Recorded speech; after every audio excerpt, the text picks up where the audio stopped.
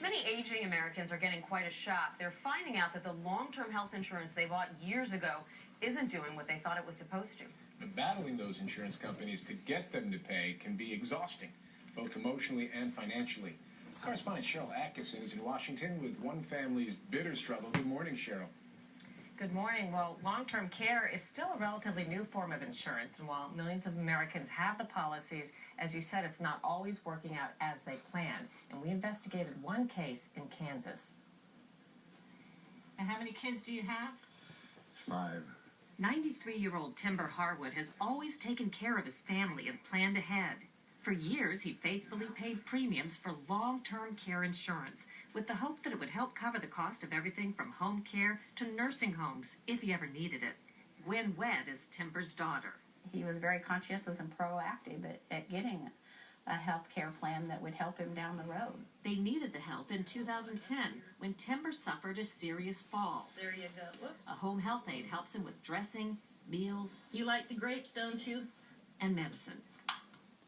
But when it came time for the insurance company, Bankers Life, to pay, all the family got was the runaround. They repeatedly faxed hundreds of pages of required documentation. The company would say they didn't get the faxes, so we sent, 300 or 400 pages in an overnight, and then they lost that. They couldn't find that anywhere, even though someone in the office signed for it. Their faxes lost, their mail lost, their paperwork missing. That went on day in and day out for almost a year, all while Timber spent down his savings.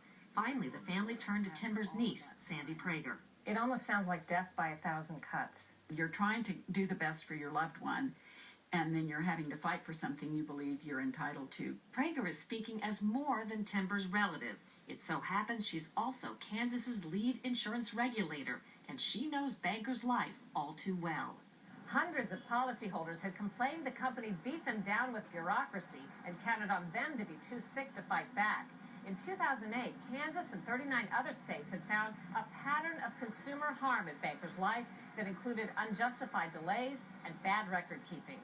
They were able to demonstrate a pattern that appeared to be at least designed to frustrate people.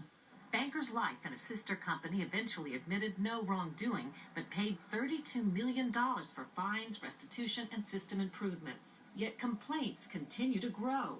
As CBS News analysis found in 2010, Bankers Life had shrunk to less than 6% of the market share, but drew 1/3 of the complaints reported by state insurance commissioners. Bankers Life wouldn't talk with us, citing privacy concerns. In a statement, they said they paid $1.3 billion to 1.3 million customers, including long-term care policyholders, and are committed to the highest standards for ethics, fairness, and accountability. Once Prager got involved, Timber's claims from the past year finally got paid, but his struggle wasn't over. Bankers Life recently questioned Timber over the phone and concluded he's too healthy to continue getting home health care, a finding his family disputes but says they're too worn down to fight. How sad it was for him to feel like he'd failed almost, and that was the worst part. Timber's family says instead of providing peace of mind, the long-term care that they counted on has only left them worried about his future. Nancy? And Cheryl, I imagine that this is not the only insurance company that is having this kind of problem. Well, there are a lot of problems. Certainly many people do get paid and are happy with their insurance, but we spoke to experts for this story who say that for a lot of others, long-term care insurance just isn't paying as advertised. And even some insurance companies now admit they didn't realize how expensive it would be to carry this type of coverage, and they probably underestimated what they needed in premiums to stay afloat. So now customers may be faced with hefty premium increases after they paid on policies for years at a time when they can't afford it. And that's just one of the issues. Wow.